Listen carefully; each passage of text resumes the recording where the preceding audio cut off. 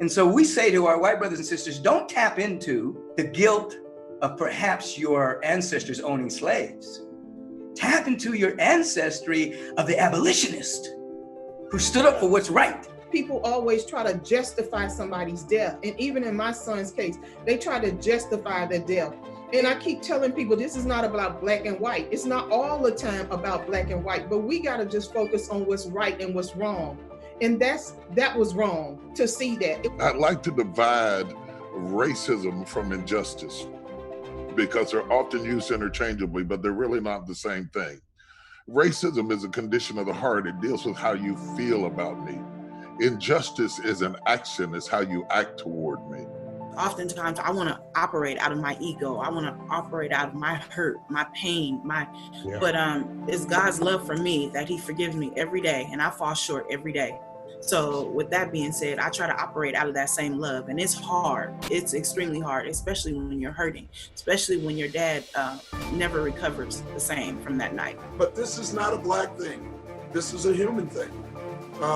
And so we have to have humanity. I challenge anybody to say, that's not worth fighting for. I challenge anybody to say, that's not what makes America great.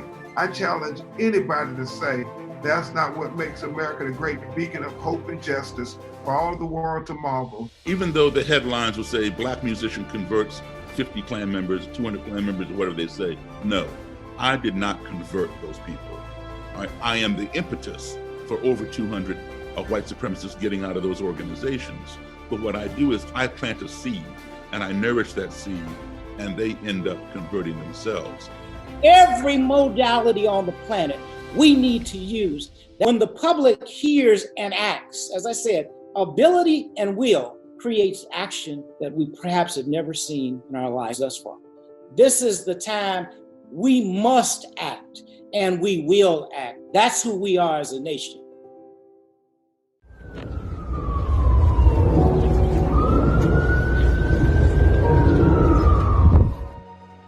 Hello, everyone. We join you with heavy hearts today, as I know so many of you have. After the loss of a dear brother, and the whole world saw it, witnessed it. They witnessed the murder. It's undeniable what happened. And the only beauty that I can find is that people of all colors, of all races, of all religions, of all backgrounds, all over the world have rallied forth to not let this time pass and to make sure that we create not only some healing here, but some real change. And often I talk to people about change, and change is automatic actually. You don't have to work on change. Change is going to occur. Our bodies are going to change. The world's going to change. Our environment's going to change. Our families are going to change. Everything's going to change as time goes by.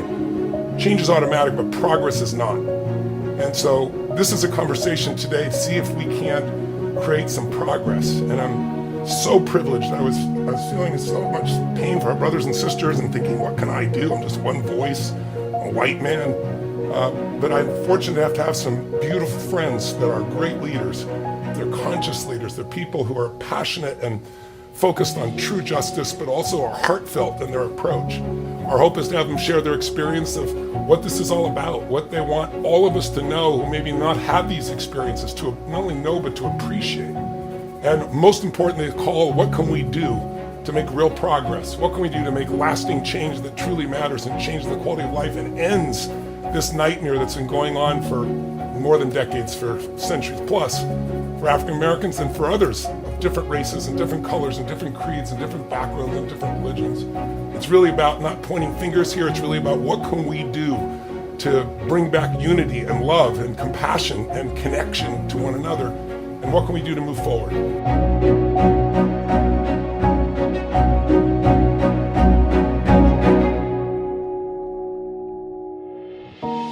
The tragedy of the killing of George Floyd is real in a different kind of way, because we have all saw the documentary of his death, literally narrated by him. He is begging. He's saying, I can't breathe. I can't breathe. What really needed to happen was they needed to give him a breath. He needed a breath, and he would have lived. And so I'm asking everybody, and along with George's family, Let's take a breath. Let's take a breath for peace, for justice, and let's take a breath to try to heal our country. America needs a breath too, because none of us can breathe after watching that video. And stacking on the Eric Garners of the world, the Michael Browns, the Breonna Taylor, people coming in and shooting in her own bed. I mean, it's total insanity. And Tony, thank you for saying Breonna Taylor's name. Today is her birthday. She would have been 7 years old. And so thank you so much for not letting her name get lost in this conversation. And thank you for all those that you've defended and put your life on the line for, and for your courage, brother. You're a truly amazing man, and we all have enormous respect for you as a man, as a lawyer, and as a soul. Let's step into Martin Luther King III. I have a dream that my 4 little children will one day live in a nation where they will not be judged by the color of their skin, but by the content of their character. I have a dream today. Martin, your father talked about his dream, over half a century ago. But I'd like to hear from you. Where do you see we are, and how are we doing on your father's dream, and what has to change from your perspective? I'd love to hear. This is an opportune moment for the United States of America. 52 years ago, Black men had signs in Memphis shortly before Dad was killed, saying, "I am a man." All they were asking was, treat us with dignity and respect and like human beings. 52 years later, Black people and white people and Latino and Hispanic people and others are standing with signs that say, Black Lives Matter. Again, requesting dignity and respect and treating people like human beings. We know that we are a much better nation than the behavior we're exhibiting. Yes, we've seen a lot of violence during this period, or some violence, I should say. Overwhelmingly, we've seen nonviolent demonstrators. Dad said that violence is the language of the unheard, which means that he never condoned violence, but he understood, as I think many do around the nation and the world, the conditions that have caused this. But yes, we can and will be better, because not only are the eyes of people all over the world on us, they are with us. Now, soon we will have to discuss the notion, where do we go from here? Dad's last book was titled, Where Do We Go From Here? Chaos or Community? We are obviously in the midst of chaos. And this condition has created that level of consciousness, I believe, like none before it. But the system has to be changed at its core. Diversity, sensitivity, human relations, training is needed from kindergarten through college. That would create on its own a different human being, maybe a different police officer. I mean, I remember when we used to apprehend suspects without even doing harm to them. Dad and his team and others adopted and worked to help create public policy. That's why we had a Civil Rights Act in '64, a Voting Rights Act in '65, fair housing legislation in '68. So there needs to be policy, new policy presented. And as I said, Congress is presenting that policy that directly addresses police misconduct and brutality. And I think the way we help is we need to be inundating our congresspersons, our senators, our president with emails, with text, and even the new TikTok, whatever the videos are the kids are using now. Every modality on the planet we need to use. When the public hears and acts, as I said, ability and will creates action that we perhaps have never seen in our lives thus far. This is the time we must act, and we will act. That's who we are as a nation. So I think everybody in this room, everybody in this Zoom room who's of African-American descent had had similar experiences. I could go on and on and on about my own. We weren't human beings. So that particular narrative became insidiously within the culture. With a mass incarceration, the criminal justice system meting out different forms of justice, people are just suffering from fatigue. When the protests are also an element of anger and rage, but also just fatigue of the years of the insidious racism and bigotry. Now, I agree with Doc Rivers' dad. We're not here to be victims. We may be victimized, but we're not embracing victimhood. And so we learn to love and appreciate ourselves, develop a great sense of who we are. Now, what I'm heartened by is this particular protest does carry not only every race in the streets. We have our white brothers and sisters, our Asian brothers and sisters who, suffered from, the camps back in the day, Japanese internment camps, every Latino brothers and sisters, Black brothers and sisters, the gay brothers and sisters. Everybody has their own level of oppression, but we're all in the streets together. And our white brothers and sisters are now hearing and saying, wow, this is systemic. This is endemic. This has been going on a long time. Something must change, because Black people are not going to deconstruct racism. It's going to be white people and Black people and all of us together that deconstructs it. So they're beginning to have a conversation about white privilege, how to teach their children about what it is. So there's a level of sensitivity around what African Americans, Mexicans, some Asians, go through on a regular basis. And so we say to our white brothers and sisters, don't tap into the guilt of perhaps your ancestors owning slaves. Tap into your ancestry of the abolitionist who stood up for what's right. Tap into that ancestry. I'm sure you can find an ancestor somewhere that was an abolitionist that said, justice is for all. Begin to tap into that frequency and begin to, bring forth that dynamic of enough is enough, and begin to cultivate what is called compassion. Compassion is the highest. Compassion is the understanding of the lack of understanding. It's walking in another person's shoes. And so, there's two conversations. There's a conversation I have with Black people that say you're not to see yourself as a victim. You are to go deep in doing your inner work to heal your scar tissue, your wounds.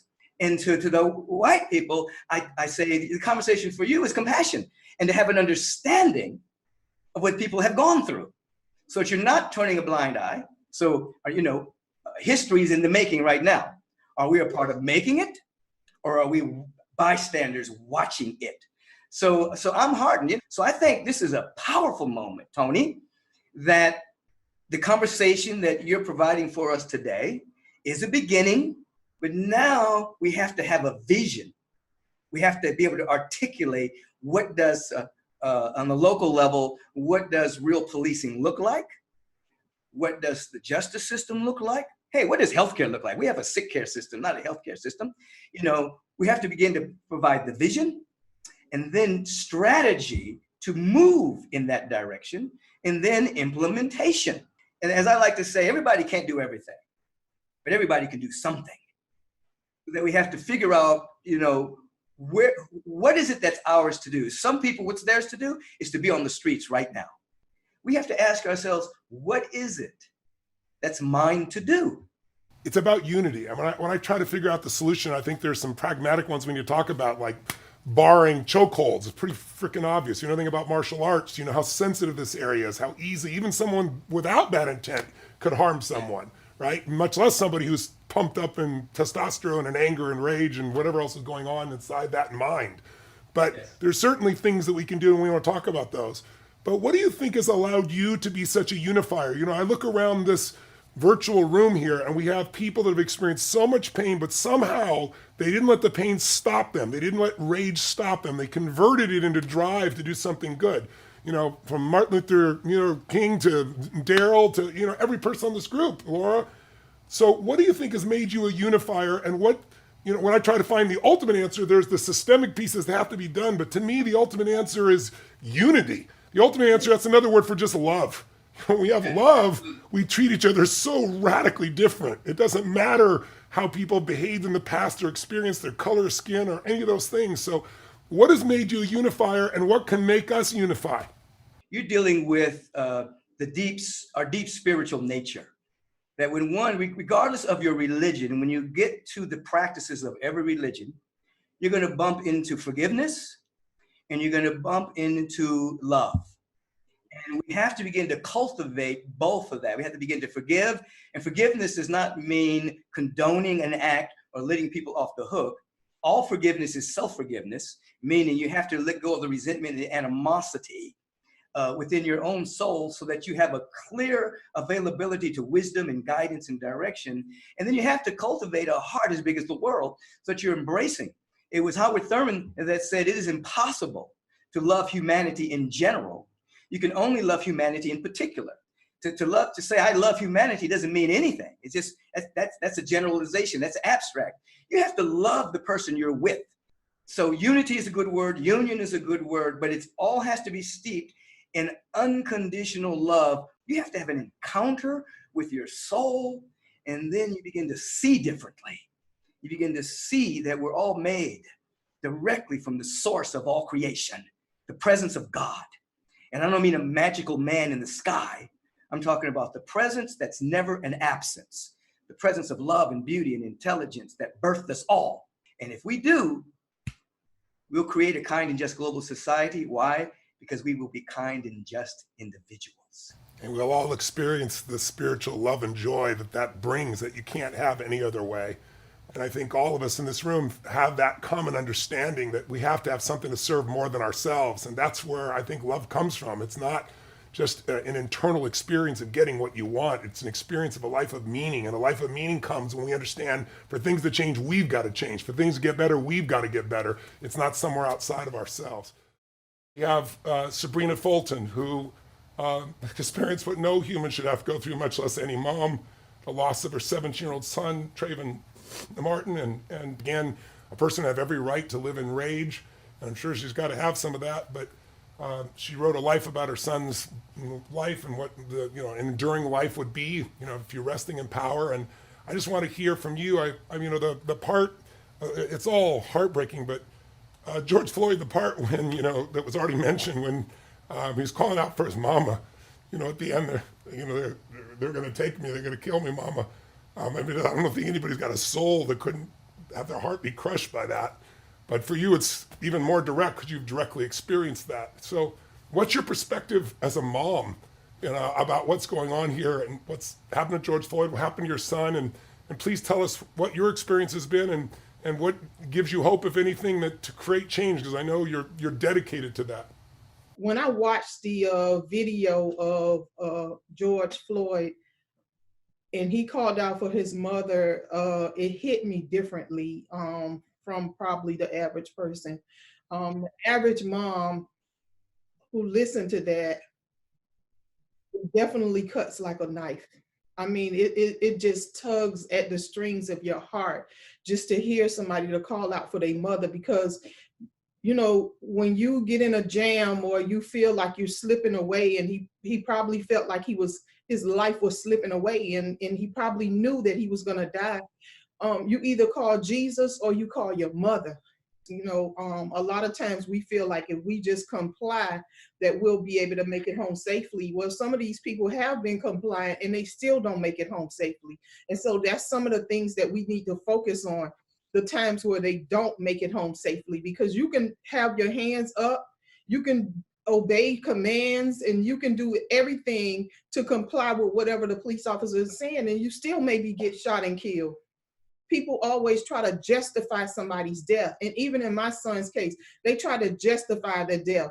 And I keep telling people, this is not about black and white. It's not all the time about black and white, but we got to just focus on what's right and what's wrong. And that was wrong to see that. And then I tell people who try to challenge me about certain things, I tell those people, well, what if it was your husband? What if it was your brother? What if it was your son? What if it was, you think about, put your family member, your loved one in George Floyd's place. How would you feel? I think what's happening now is African Americans usually talk to other African Americans, and we are talking to each other. We're preaching to the choir. We already know what we have to experience. We already know what our sons and daughters have to experience. But now it's other people that are able to see what we have been experiencing. And I think through that video, it kind of changed mindsets. And that's something that that's very necessary that we have to do. We got to change mindsets. We got to open up people's mind, and we can't just talk amongst ourselves about what we're experiencing. We have to talk to other people about what we're experiencing. People are never going to, they're never going to feel what we feel as African Americans, but you certainly can be compassionate. You can certainly support us based on what you saw. And so I know it's not going to change the world. I know it's not going to miraculously, change somebody's life and, oh, I'm changed forever. But at least we see progress with them standing together with us joining forces with other nationalities, other countries. People really didn't believe what was going on here in the United States. Look what happened in Brunswick, Georgia with Ahmaud Arbery. Those 3 guys, after he was dead on the ground, they went home and got in their beds. Nothing happened to them for months until we started protesting, until we started speaking out, until we started making comments and causing a few problems. Okay, now they're arrested. Then the same thing happened with Breonna Taylor, who was shot in her own home. They arrested the boyfriend. Like, how could that happen? I know beyond a shadow of a doubt, if Trayvon had shot the person who killed him, Trayvon would have been arrested right there on the scene. So why is it different standards and different policies on a universal level for African American people and people of color? I'd love, Doc, you have a unique perspective because, athletes, Black athletes in this country are cherished and honored. And then they take off their uniform and they go in places and they can be treated like shit. That's the nicest word I can come from, but I'm sorry, but it is. It's just absurd. I'd love it if you'd share with us. And also, I know your father, I mentioned earlier, was a 30-year veteran from the Chicago Police Department. So yeah. I think you have both sides of it. I tell our guys all the time, we live in a fake world. We live in an unreal world when we have our uniforms on. And then when we take them off, if we're not dressed right or if they don't recognize you, then we go back to being Black, to be honest. And so they do see both sides of it, Tony. And this whole thing for me as a coach of 15 Black men has been another teacher. I'm humbled, number one, to be on this panel. We have a mother of a slain son, a brother of a slain brother, and a son of a slain father. I keep hearing about this conversation that we should be having. And as a Black man, we've been having this conversation. We've been having this conversation for so long. And what we need is action. Well, we need to change habits. For me, we need education. I feel compassion for everybody. But when a Black boy goes to jail for a little bit of weed and he's in there for 10 years, they don't tell his story. You know what, Tony? It's not that we smoked more weed than you did. We bought it from you. It's just that you had better lawyers. You knew who to call. You knew what to do. Just because your father smoked dope at 17 or 18 doesn't mean he ought to still be locked up at 40. In some of our states, the judge can get high, and we still haven't got the guys out of jail who went into jail for doing the same thing that we're now legalizing. Emptying out the jails that we have built for big business from nonviolent crimes sends our fathers back home to raise their sons. When white kids or white people, I'm not sure you can handle this, but when white brother, give it to us. When white people have a drug problem, it's considered a sickness. It's considered a sickness. When Black people get on drugs, we're criminals. When your kids get on drugs, they're patients. We love our kids like you love your kids. Our women want our men to come out of jail. Our little boys need their fathers back. They don't say that this kid grew up in poverty, unequal education, and he was hopeless and joined the game because he saw no other hope. And to me, we have to do more than have a conversation. We need that. But we have to take action and we have to change habits, but we have to educate. And education is so important. We have to educate ourselves. And I'm not talking about school education. I'm talking about education on how we got here, because that's where you'll start having compassion. I've been asked, how do I educate myself? What should I need to do? And you go read, you go find, you go research. But for kids, we just have to educate them, because you're right. Racism is not an inborn act, it's taught, right? And so, and sometimes it's not even taught. It just happens because you're in a house of someone who doesn't know, a Black person, or doesn't know the history of this country. I really believe, like, if we teach more, we'll do more and understand. And I do think this is a call right now to do it, but we have to do this much longer than a protest. Everybody on this panel have seen protests in their lives, and we've seen little change, all right? So we have to get involved, and we have to stay involved. I think that's the key. But this is not a Black thing. This is a human thing. And so we have to have humanity. My dad was a good cop, and he always said, one thing that a good cop hates is a bad cop. Bad apple thing, that's true. We understand in society there are bad apples, but when bad apples happen, they have to be persecuted. My dad always said one thing, there'll be no victims in the Rivers house. He always said, but you are going to get victimized. And when that happens, you have to keep pushing, but you can't stop because then they win. It's great to honor your father and all that he brought to you, because I also think that's where it all begins. It doesn't just begin in schools. It begins with fathers and mothers who step up and tell the truth about the diversity of life, the beauty of life. I mean, if you want to know what the universe or God loves, you go to the forest, and what do you see? Everything is different. Every twig, every tree, every branch, and that's the beauty. But somehow along the way, with tribalism and mentality, the mind gets in the way, and people are suspicious of what they don't understand and they don't have an experience of. Oftentimes I want to operate out of my ego. I want to operate out of my hurt, my pain, but it's God's love for me that he forgives me every day, and I fall short every day. So with that being said, I try to operate out of that same love, and it's hard. It's extremely hard, especially when you're hurting, especially when your dad never recovers the same from that night. A lot of people don't know, but my dad was awarded with an amazing job that he was celebrating that night. A construction company. And so when he noticed the police were behind him, he ran for the same reason everybody else runs. And then he posed the question, and a lot of people say it was a statement, can we get along? It was actually a question. And he was asking America, can we get along? Can we stop making it hard? The part that bothers me the most is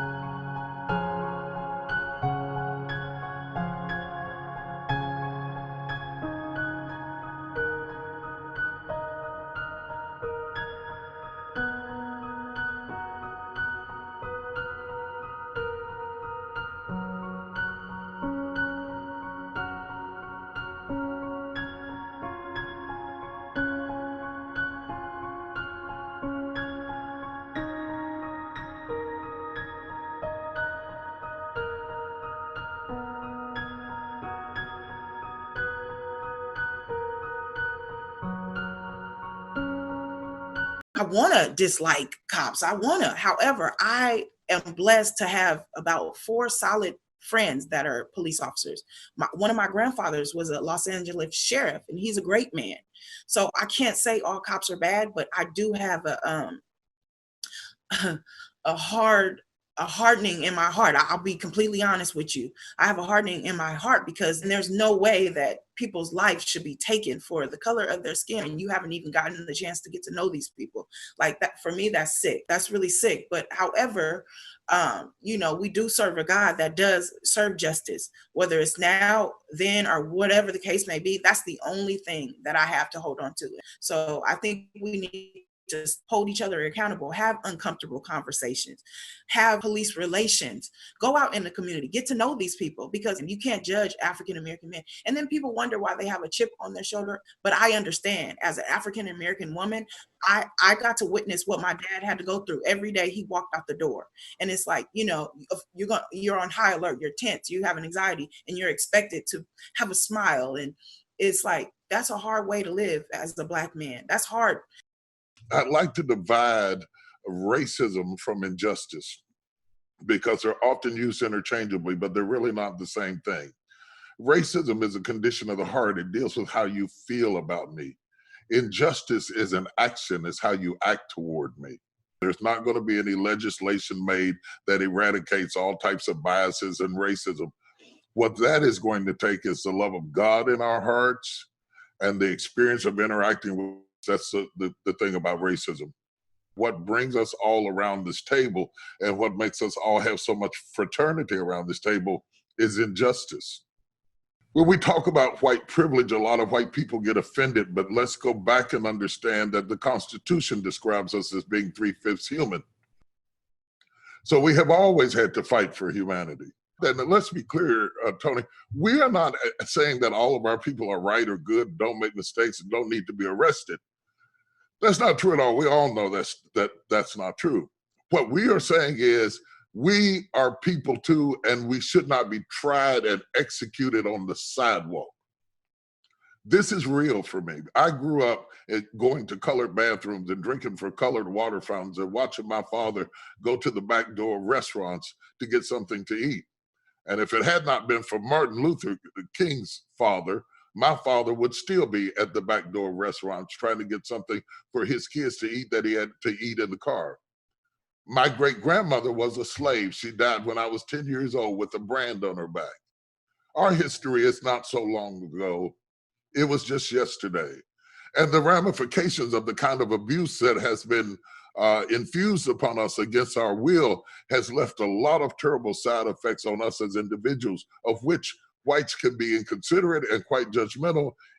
And I think to give yourself a pass to say, I could never know what it is like to be a Black man, and I could never know what it's like to be to have come from your background and have your set of experiences is absolutely true, but it does not give you an excuse. You don't have to be a dog to put a football player in jail for abusing a dog. We cannot give ourselves these sociological passes about this level of pain. This is not new. It shouldn't take us 200 and some years to learn this lesson. But when you write the books you read, you come up with skewed truth. And you can't imagine how my eyes fill with tears to see young and old white men and women standing out there with us to admit that our lives matter. If you want to do something better than that, stop funding the campaigns of people who think it's okay to kill me.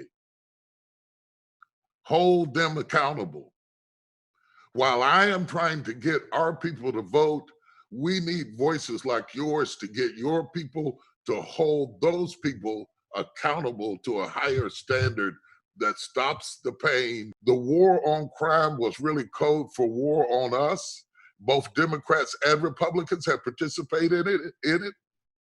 And just because it's your party doesn't mean you don't need to correct it. I went through and made a list of just the last 10 years. And then I looked back and said, let's go through the last 4 presidents. And, you know, there's 2 of those administrations were Democrats, 2 were Republicans. And we've seen this continue to happen no matter who's in charge. So I really believe it's up to us. We are better than this.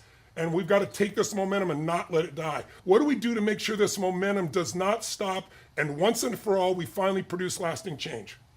We need to listen to all types of news, not just the news that reinforces what we believe. We need to watch other kind of movies. We need to read each other's books. We need to be the family God created us to be. There is no way, I'll say this and shut up, there is no way in God's green earth that I could see Tony Robbins on the side of the road and put my knee in his neck, or let anybody else do that, and me not fight them to the death. As white as you are and as Black as I am, I would go down to the floor fighting for you. As I would for you, brother. As you know in your soul, as I would for you. Everything where the floor was level and the rules were clear, Black people excelled at it. Basketball, the floor was level and the rules were clear, we did good. Football, the floor was level and the rules were clear, we did good. Everywhere the floor is level and the rules are clear, we do good. Give us a chance. Our little kids became everything they were exposed to. So they can do hip hop, they can do music, they can do recording, they can play basketball, they can play football, they can run, and now they're starting to golf because if we can see it, we can be it, and they can preach. Now, a few of us escape, but you can't point at the few and say, look at so-and-so and look at so-and-so and look at Oprah Winfrey and look at T.D. Jakes and look at so. Don't look at me because I didn't have a record. I had never been locked up by the grace of God. I had a little bit more of a level floor. It's not just about being Black. It's about the inequities of the floor. We start with health disparities, food deserts, all of these problems. I know it's overwhelming. We don't want you to fix it for us. We want you to fix it with us. I'll stop with that. Thank you. Preach, brother. Let's talk about solutions that seem impossible. Long story short, I traveled the country and I interviewed a lot of Klan members, leaders, Imperial Wizards, Grand Dragons, Exalted Cyclopses, Great Titans, so forth and so on. And I wrote the book, Clandestine Relationships. And through the process of sitting down and talking with these people, many of them ended up leaving the Klan and giving me their robes and hoods. It starts with dialogue. I got to ask, when you ask them the question, how can you hate me without knowing me?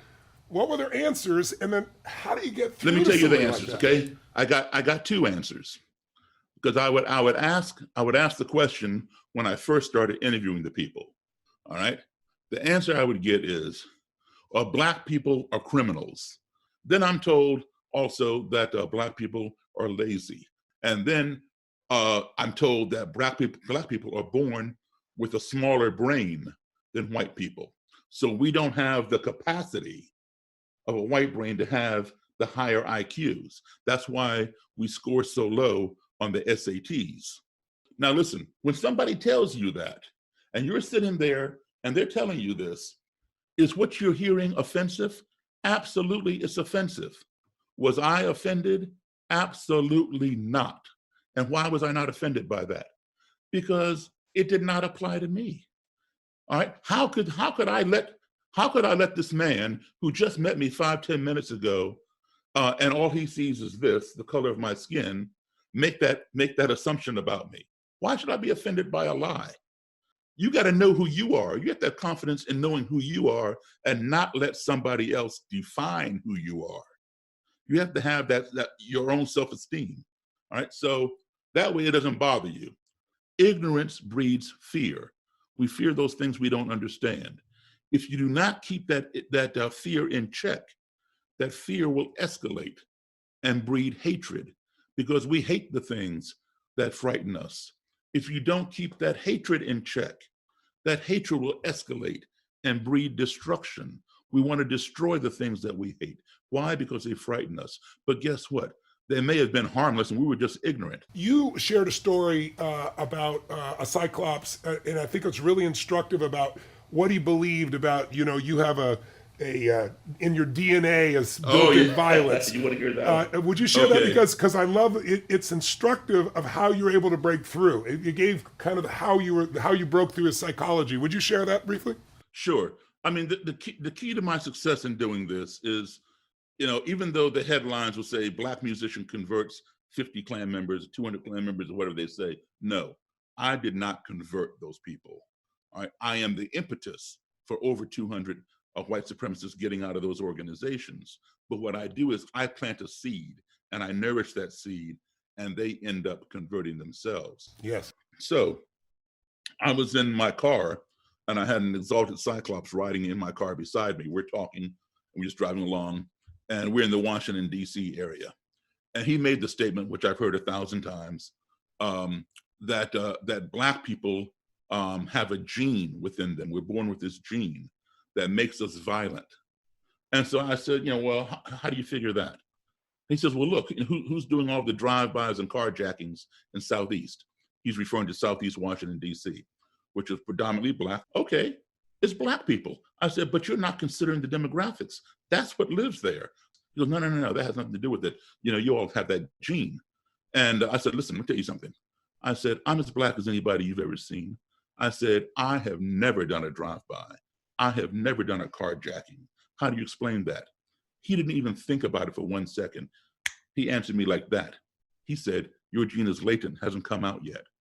I was dumbfounded. I was speechless. How do you argue with somebody like that? He's so far out, you can't even bite into that. And so he's sitting there all smug, like, you see, you got nothing to say. So I thought about it, and I said, well, all white people have a gene within them that makes them a serial killer. And he says, well, wow, how do you figure? I said, name me 3 Black serial killers. He couldn't do it. I said, I'm going to give you one. I named one for him. I said, now, just name me 2. All I want is 2. He couldn't do it. I said, Charles Manson, Jeffrey Dahmer, Henry Lee Lucas, John Wayne Gacy, Albert DeSalvo, the Boston Strangler, Ted Bundy, David Berkowitz, son of Sam, on and on. I said, son, they're all white. You're a serial killer. He said, Daryl, I've never killed anybody. I said, your gene is latent, hasn't come out yet. He goes, well, that's stupid. I said, well, duh. Okay, Scott Shepherd was a Klansman at one time. He's from Indianola, Mississippi, the home of the White Citizens Council, which is the executive branch of the KKK. They're the white collar executives who do all the stuff, and then the Klan goes out and does all the night riding and stuff. But Scott Shepherd comes from there. He joined the Klan, and he rose to the rank of Grand Dragon in one Klan group, Grand Dragon for Mississippi and the state. And then he joined another Klan group later and rose to the rank of Imperial Wizard, National Klan leader. So I own Scott Shepherd's robe as well. And Scott Shepherd is not only a very good friend of mine, he is my brother, Scott Shepherd. Klansman for Mississippi! Mississippi! Klansman for America! For America! I was, like he said, I was born in Indianola, Mississippi. And I was born in a family that was a very violent alcoholic father. And there was a lot of things that I saw when I was growing up. During this time, I didn't have any self-esteem. I was embarrassed. I didn't have any self-esteem. I was angry, full of anger. And I was looking for a place to fit in. And I just happened to see Daryl Davis on Discovery Channel. And when he was on TV, he made a lot of sense to me. What did he say that made sense to you initially, that grabbed you? Well, basically, one of the things he said, of course, what he says is, how can you hate me if you don't know me? I turned around, I asked myself that question. I didn't have an answer. I've learned a lot from Daryl, and the main thing is conversation. Conversation is what really is the key to this whole situation. It's important for us to remember that human beings can truly change, because today most of the conversations are making moral judgments about somebody and then locking them in time. Could I say one thing? Let me say one thing. I'd like to apologize to Mr. Martin Luther King III there. I'd like to apologize to everyone on the panel, because I'm grateful, very grateful that I'm not the same person I am today that I was then. It's been a good God bless. I saw a little poster that I thought, I've sent it to people that have these conversations that I'll throw up on the screen, but I'd like each of you to share, what's the problem with all lives matter? I think I understand, but I want to hear from your voices. What does Black lives really matter? What's the essence of it? And throw that on the screen, this beautiful little girl holding up this poster. And what it says here, if you guys can see it, is it says, we said Black lives matter. Never said only Black lives matter. We know all lives matter. We just need your help. With the Black Lives Matter for Black lives are in danger. I mean, in one poster, this little girl, I think, just put it so clear because it answers the question a lot of them. But I'd like you, anyone want to address this, please address this, because I want to take away this illusion that some people seem to have that black people are saying we're the only ones that matter, which is the most absurd thing I could possibly hear, but people believe it. And I have to remind myself, they know not what they do, right? You know, it's like, based on their upbringing, based on their beliefs, based on their conditioning, they couldn't believe anything else in this moment, but they could believe something new if we can create an opening. That's what this set of conversations has been about. We'd like to hear your view of, Black Lives Matter and what it's really about, so that people that are not within the movement maybe have a deeper perspective of what its message is. I hope this conversation as a whole has already answered it, but I think we should answer it specifically. I think that when we hear Black Lives Matter, if people can understand, it is saying Black Lives Matter too. So if individuals can think also, then they won't be up in arms and have to rush really fast to say all lives matter. We know all lives matter, but historically, our lives haven't mattered. So it depends on what news channel you watch, what Black Lives Matter means to you. It's often has a lot to do with who said it to you first and how, in what context they taught it to you. So break away from your first teacher and your first experience and rethink that Black lives do matter and white lives do matter and young lives do matter and old lives do matter. And let's name it each time that it's threatened, rather than to throw it all into the soup and act like all lives are being threatened simultaneously. 2 years from now, we might be talking about all lives matter. It's whoever is up under attack at that moment. And right now, amongst other people groups, Black lives are largely under attack. And so that's where our focus is today. Civil rights law, I've represented dozens and dozens of families of Black and brown people who have been killed by the people who are supposed to protect and serve them. And what we have encountered in America, and this is just a reality, that there seems to be two justice systems in America. One for Black America and one for white America, when the goal should be equal justice for the United States of America. I challenge anybody to say, that's not worth fighting for. I challenge anybody to say, that's not what makes America great. I challenge anybody to say, that's not what makes America the great beacon of hope and justice for all of the world to marvel. Let's finish with what actions. Shelby, you've mentioned some already, but what do you hope will come out of this conversation? Someone is watching this conversation, and by the way, hopefully those that are of brown skin, those that are part of the LGBT community, those that experienced any form of racism or any form of oppression, understand this conversation was for them as well. But this one is about the African-American experience primarily here because of what's happening right now. But we're really just talking about humanity here. But what are the actions that we could take or someone at home should take, or you'd want them to take, so that this 3 hours actually led to something? I mean, education and compassion certainly is a first step because it changes relationships. You've all experienced that. Daryl's demonstrated that. But what will you give us one or two things you'd like to see happen that you think could either change the systemic problems or that just an individual can be part of the solution as we wrap up here? Okay, I'll say two things. One, our country can only become one of two things. It can become, number one, that which we sit back and let it become, or it can become, number two, that which we stand up and make it become. So we have to ask ourselves the question, do I want to sit back and see what my country becomes, or do I want to stand up and make my country become what I want to see? I think it's important that we don't give people a blueprint how to be out of their comfort zone. And so my advice to people who are really interested in becoming more adaptable, because that's really what it's requiring, that you come out of the safety of your silo, your tribe, and your bubble, and integrate, which is frightening. It's really frightening, especially when you're not used to it. This is my advice to you. Find things that we have in common to connect with. There are always distinctives, and the media focuses on our distinctives because divisions drive up ratings. And instead of allowing the media to shape your perception of me, find things that are common to us and start your relationship like that. Because if healing and love and all the things we're talking about are going to occur, they're going to occur amongst friends.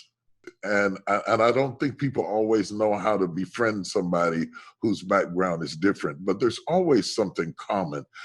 This is old school, and I'm going to date myself with this, but we were taught in school that in order to work with fractions or multiply them or divide them, you had to reduce them to their lowest common denominator.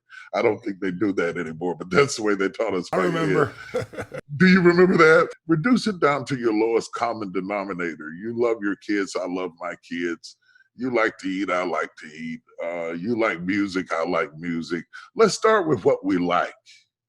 And if we can connect over what we like, then gradually we can discuss things that we think that we don't like. And I want to encourage everybody to lose the fear of getting outside of the orbit of what is comfortable to you, and to start a conversation by looking for things that are common to men. I love you talking about bridging and finding with that basic common denominator, because that's what I attempt to do myself. And I think it's the greatest compliment in the world that we find the depth of love for our children, for our family, for society, for our desire to do something meaningful with our lives that is inside of every one of us. Every one of us needs to feel like we're important, that our life is meaningful, like we're loved, and that we can love, and that we can have some certainty that we can have more pleasure than pain in our life, more comfort at least than pain, because pain's going to come for all of us. The one common denominator is extreme stress. We're all going to experience those extreme moments, and all of you, just because of the color of your skin, have had those experiences, and then life gives them to us in many other ways. We're all going to lose a loved one. We're all going to be in a place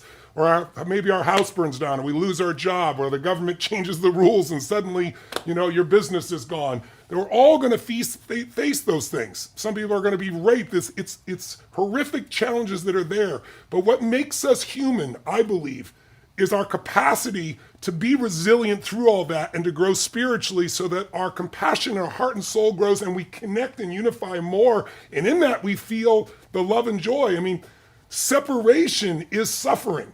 I want to maybe perhaps encourage an assignment. Great. Many people believe they know who Martin Luther King Jr. was and what his vision was for our nation and world. But to truly understand my dad, then you need to read the book that I started off talking about, Where Do We Go From Here, Chaos or Community, where he talks about the world house, the world in which we must engage and live in, because it gives us pragmatic and practical ways to create this world and really the beloved community. If we had the essence of that, Dr. Beckwith, Bishop Jakes, and so many other leaders preach about this love, this universal love that we as a nation and as a world must engage in and can. It is demonstrated every day. But it's even bigger than that. It's even bigger than that, because you see, humankind has a capacity that other animal forms don't have. All we got to do is to tune into that internal part of who we are, because we've been made in the image of, but we are incredible human. I mean, think about when there's a tornado, a tsunami, a hurricane, people, Americans, roll up their sleeves and they come to give.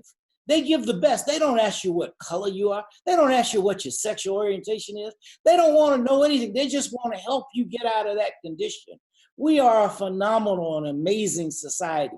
We got to find a way to constantly bring that good out of us. And it all revolves, I would say, around love. So yes, we must pray for change. We must work for change. We must be the change. And yet, if love is not yet won, the battle is not yet over. I agree, my brothers.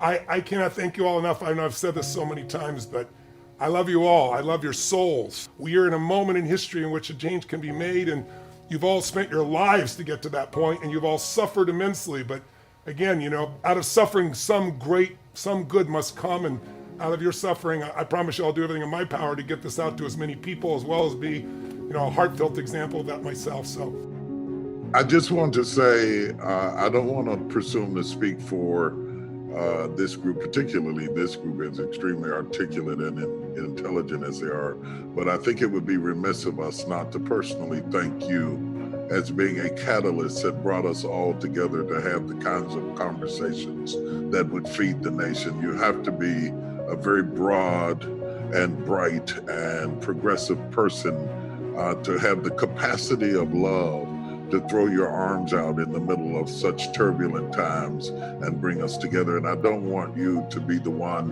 who thanks us without knowing how deeply and how sincerely we thank you for being just who you are. Well, it's my honor. I was going to say the same thing, Bishop. As I saw the video that you put out, Tony, and your emotions were very, very raw, very sincere, very heartfelt in what you were feeling during this time. It really moved me. I think the last couple of weeks, I probably cried more in the last 2 weeks than I've cried in a couple of years. And to feel you resonate with the pain that all of us are going through really touched me at a very deep level. So along with the bishop and everyone else, I also want to thank you for being the place through which this galvanized into this conversation that will be moved to more love and more action. Thank you. Love you all. Thank you. It's my honor. You're all humans of such incredible goodness. And I know it'll inspire people to find the goodness that's already alive inside them and maybe wake it up even a bit more. God bless you all. I look forward to seeing you sometime soon.